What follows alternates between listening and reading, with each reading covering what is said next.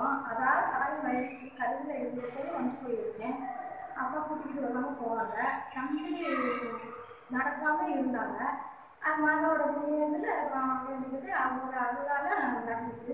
அதுக்கப்புறம் பார்த்து தங்கச்சி இப்போ சமீபத்தில் ரொம்ப உடம்பு சரியில்லாமல் பெருப்பையில் கட்டி இருக்குன்னு சொல்லிட்டு அழுதாங்க.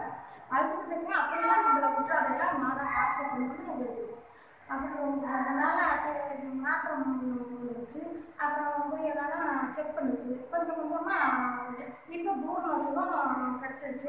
மாதாவுக்கு நன்றி. இவர் எனக்கு என் பையன் வந்து சும்மாவே கடவுள் மலையோட ஒரு திருவிழா, அதாவது மனக்காக இருந்து சாப்பிட்டுக்கிட்டே இருந்துச்சு.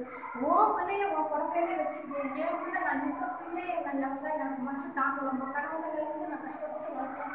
அப்பா பெற்றவங்க வாழ்றதுனால உங்களோட முயற்சி நான் அப்படின்னு வேணுங்கிறேன். இப்போ வந்து நல்லபடியாக அவங்க புருஷன் முன்னாடி சேர்ந்துருக்காங்க.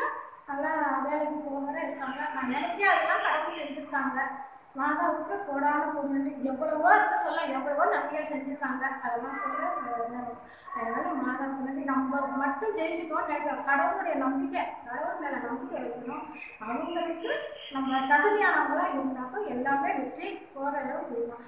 எல்லாமே இயேசுக்கே புகழ். மாதாவுக்கே நன்றி. மரியே வாழ்க. அடிக்கலமே